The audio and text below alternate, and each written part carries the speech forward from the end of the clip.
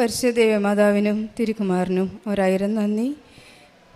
മാതാവിൻ്റെ തിരുസന്നിധിയിൽ നിന്ന് സാക്ഷ്യം പറയണമെന്നുള്ളത് എനിക്ക് ഭയങ്കര ആഗ്രഹമായിരുന്നു. ഞാൻ 2019 മുതൽ ഉടമ്പടിയിൽ നിലകൊള്ളുന്നതാണ്. എനിക്ക് വലുതും ചെറുതുമായ ഒട്ടേറെ അനുഗ്രഹങ്ങൾ മാതാവിൽ നിന്ന് കിട്ടിയിട്ടുണ്ട്.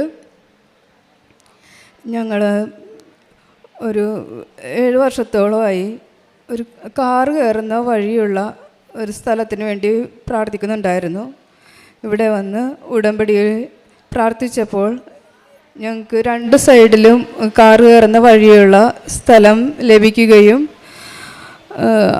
6ാമത്തെ പ്രാവശ്യം ഉടമ്പടി പുതുക്കിയപ്പോഴത്തേക്കും അവിടെ ഒരു 2200 സ്ക്വയർ ഫീറ്റുള്ള വീട് വളരെ മനോഹരമായി തന്നെ പണി തീർന്ന് 1 വർഷത്തിനുള്ളിൽ തന്നെ അവിടെ താമസമാക്കാനും മാതാവ് അനുഗ്രഹിച്ചു. വീടിന് കൃപാലയം എന്നാണ് പേരിട്ടത്. ചെയ്തു തന്ന എല്ലാ അനുഗ്രഹങ്ങൾക്കും നന്ദി.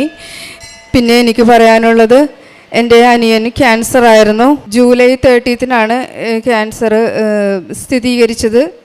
അതിനുശേഷം വളരെ വിഷകരമായ അവസ്ഥയിൽ കൂടെ കടന്നു പോയെങ്കിലും മാതാവ് അവനെ വേണ്ടുവോളം അനുഗ്രഹിച്ചു. അത് തോമസ് തന്നെ പറയും. ഈശോ മിശിഹായ്ക്ക് സ്തുതിയായിരിക്കട്ടെ. എൻ്റെ പേര് തോമസ് മാമ്പള്ളി. ഞങ്ങൾ ഡൽഹിയിൽ നിന്നാണ് വരുന്നത്. ചേച്ചി പറഞ്ഞതുപോലെ ജൂലൈ 30-ാം തീയതി 2024 ജൂലൈ 30-ാം തീയതി എനിക്ക് കോളറക്ടൽ ക്യാൻസർ ഡയഗ്നോസ് ചെയ്തു. അത് കഴിഞ്ഞിട്ട് ചികിത്സയുടെ ഭാഗമായിട്ട് ഡൽഹിയിലെ ഓൾ ഇന്ത്യ സയൻസ് മെഡിക്കൽ കോളേജിൽ ചെന്നപ്പോൾ അവിടെ പല സാങ്കേതിക ബുദ്ധിമുട്ടുകളുണ്ട്. നമുക്ക് ഓപ്പറേഷൻ നടക്കാതെ വരികയും അതിൻ്റെ ഫലമായിട്ട് നമ്മൾ അടുത്തൊരു പ്രൈവറ്റ് ഹോസ്പിറ്റലിലേക്ക് പോവുകയും ചെയ്തു. അവിടെയും പല ബുദ്ധിമുട്ടുകൾ എനിക്ക് അനുഭവപ്പെട്ടു. അതായത് ഡോക്ടറെ ഡേറ്റ് കിട്ടാനുള്ള ബുദ്ധിമുട്ട്, സാമ്പത്തിക പ്രശ്നങ്ങൾ, ഇതൊക്കെ ഞാൻ ചേച്ചിമാരായിട്ട് ഷെയർ ചെയ്യുമായിരുന്നു. അപ്പോൾ അവർ ഉടമ്പടി എടുത്തു. അവരെന്നോട് പറഞ്ഞു, നീ ധൈര്യമായിട്ടിരിക്കെ, മാതാവ് എല്ലാം നടത്തിക്കോളും. അതിൻ്റെ ഫലമായിട്ട് എത്രയും പെട്ടെന്ന് തന്നെ ഏറ്റവും അടുത്തൊരു ഡേറ്റിൽ സെപ്റ്റംബർ 4-ാം തീയതി എനിക്ക് സർജറിക്ക് ഡേറ്റ് കിട്ടുകയും ഏകദേശം 9.5 മണിക്കൂർ എടുത്തൊരു സർജറി ആയിരുന്നു. ഈ സർജറിക്ക് ശേഷം എനിക്ക് കൊളസ്റ്റമി ബാഗ് ഇടേണ്ടതായിട്ട് വരുമെന്നാണ്, മിക്കവാറും വരും, 90% കൊളസ്റ്റമി ബാഗ് ഇടേണ്ടതായിട്ട് വരുമെന്നാണ് പറഞ്ഞത്. അപ്പോഴും എനിക്ക് ഒത്തിരി വിഷമമായിരുന്നു, കാരണം ട്രാവൽ ചെയ്യാനും ജോലിക്ക് പോകാനൊക്കെ ഉള്ള ബുദ്ധിമുട്ട്. അപ്പോൾ ഞാൻ ചേച്ചിമാരോട് അപ്പോഴും പറയുമായിരുന്നു. അപ്പോൾ അവർ പറഞ്ഞു, ഉടമ്പടിയാണ് എടുത്തിരിക്കുന്നത്, ധൈര്യമായിട്ടിരിക്കുക, അങ്ങനെ ഒന്നും ഉണ്ടാവില്ല. എനിക്ക് സർജറിക്ക് ശേഷം എൻ്റെ ബോധം വന്നപ്പോൾ ഞാൻ ആദ്യം വൈഫിനോട് ചോദിച്ചത് ട്യൂബ് ഇട്ടിട്ടുണ്ടോ എന്നാണ്. അപ്പോൾ അവൾ പറഞ്ഞത് ട്യൂബ് ഇട്ടിട്ടില്ല, മാതാവ് വലിയൊരു അനുഗ്രഹമാണ് തന്നത്. കാരണം ഏകദേശം 16 സെൻറ്റിമീറ്ററോളം എൻ്റെ സിഗ്മോയിഡ് കോളൻ, അതായത് വൻകുടലിന് താഴെ നിന്ന് മുറിച്ച് മാറ്റി, അങ്ങനെയുള്ള അവസ്ഥയിൽ കൊളസ്റ്റമി ബാഗ് ഇടാനാണ് സാധാരണ പതിവ്. പക്ഷേ മാതാവ് അതിൽ തന്നെ ഒഴിവാക്കി തന്നു. അതിനുശേഷം എനിക്ക് കീമോതെറാപ്പി സ്റ്റാർട്ട് ചെയ്തു. മാതാവിൻ്റെ കൊന്തമാസത്തിൽ, മാതാവിൻ്റെ 8 നോമ്പിൽ തന്നെയാണ് എൻ്റെ ഓപ്പറേഷൻ നടന്നത്. കൊന്തമാസമാണ് എൻ്റെ കീമോതെറാപ്പി സ്റ്റാർട്ട് ചെയ്തത്. കീമോതെറാപ്പി ചെയ്തപ്പോഴും എനിക്ക് സഹിക്കാൻ പറ്റാത്ത വേദനയായിരുന്നു. ഞാൻ ഈശോ മറിയ ഔസേപ്പേ എന്നുള്ള പ്രാർത്ഥനയൊക്കെ ചൊല്ലി മരിക്കാൻ വേണ്ടി തയ്യാറെടുക്കുകയായിരുന്നു. അപ്പോൾ എൻ്റെ ചേച്ചിമാർ തന്നെ, ജിസ്നേച്ചിയും, ജിസ്നേച്ചിൻ്റെ വൈഫിൻ്റെ ചേച്ചിയാണ്. അതുപോലെ എൻ്റെ 4 സഹോദരിമാർ ഇവിടെ വന്ന് ഉടമ്പടി എടുത്തിട്ടുണ്ടായിരുന്നു. അവരോട് പറഞ്ഞു, ഇനി നമ്മൾ തമ്മിൽ കാണില്ല. പക്ഷെ അപ്പോഴും അവർ പറഞ്ഞു, മാതാവുണ്ട് കൂടെ. അങ്ങനെ വൈഫും ഉടമ്പടി എടുത്തിട്ടുണ്ടായിരുന്നു. എനിക്ക് വേദന വരുമ്പോഴൊക്കെ വൈഫ് എനിക്ക് ഉപ്പ് തിന്നാൻ തരുമായിരുന്നു. ഞാനപ്പോഴൊക്കെ ഒത്തിരി വഴക്കുണ്ടാക്കുമായിരുന്നു.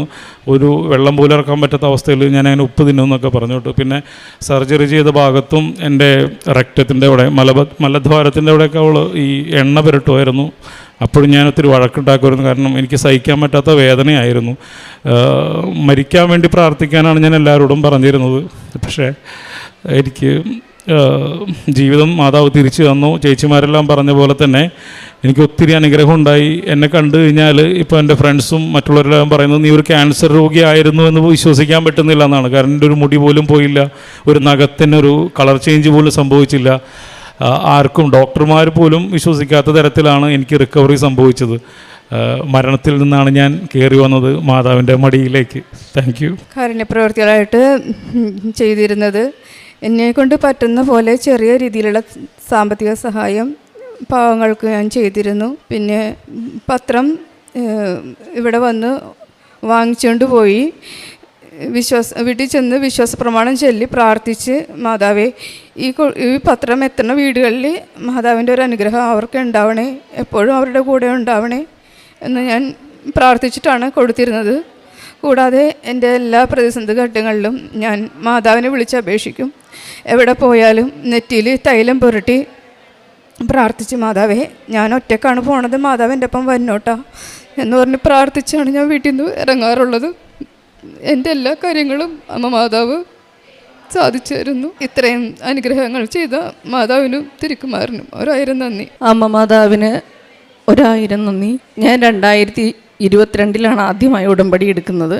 അന്ന് ഞങ്ങൾക്ക് സ്വന്തമായൊരു വീടില്ല. അതാണ് ഞാൻ ആദ്യം നിയോഗം വെച്ചത്. പിന്നെ ഞങ്ങൾക്ക് സ്വന്തമായ ബിസിനസ്സാണ്. കൊറോണ സമയത്ത് ബിസിനസ് എല്ലാം തകർന്ന് നാട്ടിൽ നിൽക്കേണ്ട അവസ്ഥ വന്നു. ആ ഒരു സന്ദർഭത്തിലാണ് ഞാൻ ആദ്യമായി ഉടമ്പടി എടുക്കുന്നത്. അന്ന് എനിക്ക് ഉടമ്പടിയെക്കുറിച്ചോ കൃപാസനത്തെക്കുറിച്ചോ ഒന്നും ഒരു അറിവും ഉണ്ടായിരുന്നില്ല. എൻ്റെ നാത്തൂനും എൻ്റെ ചേച്ചിയും വഴിയിട്ടാണ് ഞാൻ കൃപാസനത്തെക്കുറിച്ച് അറിയുന്നതും ഇവിടെ വന്ന് ഉടമ്പടി എടുക്കുന്നതും. ഉടമ്പടിയിലിരിക്കുമ്പോൾ തന്നെ ഞങ്ങൾക്ക് വീട് പണി പൂർത്തിയാക്കാനും വളരെ പെട്ടെന്ന് തന്നെ പരതാമസം നടത്താനും ഒക്കെ സാധിച്ചു. ആ സമയത്തും ഞങ്ങൾ ഫിനാൻഷ്യലി നല്ല സ്ട്രഗിളിങ്ങിൽ തന്നെയായിരുന്നു. അത് കഴിഞ്ഞ് കുട്ടികൾക്ക് ഇവിടെ പഠിക്കാൻ പറ്റാതെ വന്നു കഴിഞ്ഞിട്ട് ഞങ്ങൾ ഡൽഹിക്ക് തന്നെ തിരിച്ചു പോവുകയാണ് ഉണ്ടായത്. ആ സമയത്തും ബിസിനസ് പച്ചപിടിപ്പിക്കാനുള്ള തിരക്കിൽ തന്നെയായിരുന്നു. ഉടമ്പടി ഇടയ്ക്ക് വെച്ച് മുറിഞ്ഞു പോയി, എനിക്ക് പൂർത്തീകരിക്കാൻ സാധിച്ചില്ല. അതിനുശേഷം വീണ്ടും രണ്ടാമത്തെ കൊറോണയ്ക്ക് ഞങ്ങൾ വീണ്ടും നാട്ടിൽ വരികയും വീണ്ടും ഞാനിവിടെ വരികയും പ്രാർത്ഥിക്കുകയും ചെയ്തു. അന്ന് ഉടമ്പടി എടുത്തില്ല. അത് കഴിഞ്ഞ് ചേച്ചി നാത്തൂൻ്റെ കൊച്ചിന് ഒരു ആവശ്യം വന്നപ്പോൾ അതുമായിട്ട് ബന്ധപ്പെട്ടാണ് ഞാൻ വീണ്ടും കൃപാസനത്തിൽ വരുന്നതും പ്രാർത്ഥിക്കുന്നതും ഒക്കെ. എൻ്റെ ഹസ്ബൻഡിന് ഈ രോഗം ഞങ്ങൾ അറിയുന്നില്ല. ഞങ്ങൾ ആൾക്ക് പൈൽസ് ആണെന്ന്, വയറിനുള്ള ബുദ്ധിമുട്ടൊക്കെ കണ്ടപ്പോൾ പൈൽസ് ആണെന്നാണ് കരുതിയിരുന്നത്. ഇടയ്ക്കിടെ ലൂസ് മോഷൻ, ചിലപ്പോൾ ഒക്കെ ബ്ലീഡിങ്, അങ്ങനെ വയറിന് ബന്ധമായിട്ട് പല പ്രശ്നങ്ങളും ഒക്കെ ആയിട്ട് നടക്കുമായിരുന്നു. ഞങ്ങൾക്കത് തിരിച്ചറിയാൻ പറ്റിയില്ല. ഇത് ഡയഗ്നോസ് ചെയ്ത ശേഷം സത്യം പറഞ്ഞാൽ എനിക്ക് പ്രാർത്ഥിക്കാൻ പറ്റുന്നുണ്ടായിരുന്നില്ല. ലൈഫ് ഒരു ക്വസ്റ്റ്യൻ മാർക്ക് പോലെയാണ് എൻ്റെ മുമ്പിൽ നിന്നിരുന്നത്. എനിക്ക് 2 മക്കളാണ്. മൂത്താൾ 9ാം ക്ലാസ്സിൽ, രണ്ടാമത്തെ ആൾ 3ാം ക്ലാസ്സിൽ. ഞാനിത് മുന്നോട്ട് എങ്ങനെ കൊണ്ടുപോകും? വളരെ ചിലവേറിയ ചികിത്സയാണ്. എന്ത് ചെയ്യണമെന്നറിയാതെ വന്നപ്പോൾ ഞങ്ങൾ 2 കുടുംബങ്ങളും ഞങ്ങളോട് കൂടെ നിന്ന് പറഞ്ഞു, എന്ത് വന്നാലും നമ്മൾ ചികിത്സിക്കും, അവനെ രക്ഷപ്പെടുത്തും, നീ നന്നായി പ്രാർത്ഥിക്കുക. സത്യം പറഞ്ഞാൽ ഓർമ്മ വെച്ച കാലം തുടങ്ങി ഞാൻ ചെല്ലുന്ന പ്രാർത്ഥനയാണ് നന്മ നിറഞ്ഞ മറിയമേ. എനിക്കത് ഉച്ചരിക്കാൻ പോലും പറ്റുന്നുണ്ടായിരുന്നില്ല. ഡോക്ടറെ കണ്ടു. എയിംസിലാണ് ഞങ്ങൾ ആദ്യം പോയത്.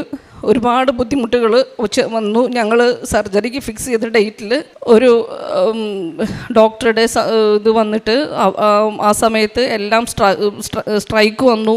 ഞങ്ങൾക്ക് സർജറി അന്നേരം നടത്താൻ പറ്റാതെ വന്നു. അത് കഴിഞ്ഞിട്ട് രണ്ടും കൽപ്പിച്ച് പ്രൈവറ്റ് ഹോസ്പിറ്റലിൽ പൈസയുടെ ബുദ്ധിമുട്ട് ഓർത്തിട്ടാണ് ഞങ്ങൾ എയിംസിൽ ആദ്യം പോയത്. അത് കഴിഞ്ഞ് അവിടെ നടത്താതെ വന്ന് പ്രൈവറ്റ് ഹോസ്പിറ്റലിൽ എന്ത് വന്നാലും ചെയ്യാമെന്നുള്ള ഇതിൽ തന്നെ ചേച്ചിമാരെൻ്റെ കൂടെ നിന്നു. അവർ പറഞ്ഞു എന്തായാലും പ്രൈവറ്റിലെങ്കിൽ പ്രൈവറ്റിൽ നമുക്ക് നടത്താം.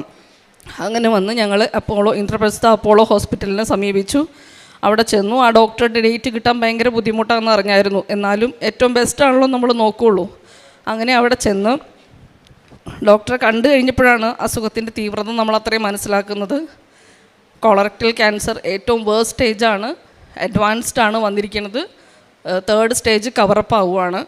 40% ചാൻസ് പോലും രക്ഷപ്പെടാനില്ല. പക്ഷെ അത് അന്നേരം എന്നോട് ഒരു പറഞ്ഞില്ല, കുറച്ച് ക്രിട്ടിക്കലാണെന്ന് മാത്രമേ പറഞ്ഞുള്ളൂ. പക്ഷേ എൻ്റെ നാത്തൂമാർ, അവരോട് ഡോക്ടർ കമ്മ്യൂണിക്കേഷൻ ഉണ്ടായിരുന്നു. അവർ നഴ്സസാണ്. ഒരാൾ ഓസ്ട്രേലിയ, ഒരാൾ ഇറ്റലിയിലുമാണ്. 2 പേരോടും കമ്മ്യൂണിക്കേറ്റ് ചെയ്തിരുന്നു. അവർ ചേച്ചിമാർ ഉടമ്പടി എടുത്തിട്ടുണ്ടായിരുന്നു. വെച്ചാൽ ഇതാണെന്ന് അറിഞ്ഞ് ഡയഗ്നോസ് ചെയ്ത സമയത്ത് തന്നെ അവർ ഉടമ്പടി എടുത്തിരുന്നു. രണ്ടാമത്തെ ചേച്ചി ഇവിടെ അതിതീവ്രമായിട്ട് പ്രാർത്ഥിക്കുന്നതാണ്. ഞാൻ ഹോസ്പിറ്റലിൽ അഡ്മിറ്റായ സമയത്ത് ഞാൻ വേണ്ടി പ്രാർത്ഥിക്കുകയും ഇവിടെ വന്ന് അച്ഛനെ വന്ന് ഫോട്ടോ, ഹോസ്പിറ്റലിൽ കിടക്കുന്ന ഫോട്ടോ കാണിച്ച് കാശുരൂപം വാങ്ങിച്ച് ഞങ്ങൾക്ക് അയച്ചു തരികയുണ്ടായത്. ആ കാശുരൂപം ഇന്നും ഇച്ചായൻ്റെ വെന്തിഞ്ഞയിൽ കിടക്കുന്നുണ്ട്. ഞാൻ വളരെ വിശ്വസ്തയോടുകൂടി അന്ന് തുടങ്ങി മുട്ടിപ്പായിട്ട് എനിക്കാണ് പ്രാർത്ഥിക്കാൻ പറ്റാതെ വന്നത്. എനിക്ക് പ്രാർത്ഥന ചെല്ലാൻ പറ്റുന്നില്ലായിരുന്നു. പക്ഷെ ഇവരെല്ലാവരും എൻ്റെ കൂടെ കൈത്താങ്ങായിട്ട് നിന്ന് പ്രാർത്ഥിച്ചു. സർജറി വളരെ സക്സസ്ഫുള്ളായിട്ട് നടന്നു. അത് കഴിഞ്ഞിട്ട് 12 കീമോതെറാപ്പി സെക്ഷനാണ് അവരെന്നോട് പറഞ്ഞത്. അത് ഒരു ഹോപ്പും ഇല്ലാതെയാണ് നമ്മളോട് പറയുന്നത്. കീമോതെറാപ്പി ഫലിക്കുമോ എന്ന് പോലും ഉറപ്പില്ല എന്നാണ് പറഞ്ഞത്. പക്ഷെ ഞാനിതൊന്നും അറിയുന്നില്ല. ഞാൻ സർജറി കഴിഞ്ഞ് വളരെ പ്രതീക്ഷയോടെ തന്നെയാണ് മുന്നോട്ട് കൊണ്ടുപോയിക്കൊണ്ടിരുന്നത്. അതിനിടയ്ക്ക് ആൾക്ക് പല പല ബുദ്ധിമുട്ടുകൾ, അതിനുശേഷം കാർഡിയാക്കിൻ്റെ ബുദ്ധിമുട്ടുകളൊക്കെ വന്നു. ആ സമയത്തൊക്കെ നമ്മൾ ഈ വിശുദ്ധ ഉപ്പിലും തൈലത്തേലുമാണ് പിടിച്ച് നിൽക്കുന്നത്. നാവിലൊന്നും കൊടുക്കാൻ പാടില്ലെന്ന് പറഞ്ഞിട്ടും ഇതിൽ എൻ്റെ ഒരു വിശ്വാസം, ഇത് ചെന്ന് കഴിഞ്ഞാലുള്ള ആൾ ഓക്കെ ആവും എന്നുള്ളത്. പിന്നീടുള്ള റിക്കവറി വളരെ വളരെ സ്പീഡപ്പായിരുന്നു. പെട്ടെന്ന് ഓക്കെ ആയി. ഫെബ്രുവരി 22 ആളുടെ പെറ്റ് സ്കാൻ കഴിഞ്ഞു. ഇന്ന് ഈ ചായൻ്റെ ശരീരത്തിൽ ഒരു ക്യാൻസർ സെല്ല് പോലും അവശേഷിക്കുന്നില്ല. ഇത്രയും വലിയൊരു അനുഗ്രഹം ഞങ്ങളുടെ കുടുംബത്തിന് തന്ന അമ്മ മാതാവിനോട് എത്ര നന്ദി പറഞ്ഞാലും മതിയാവില്ല.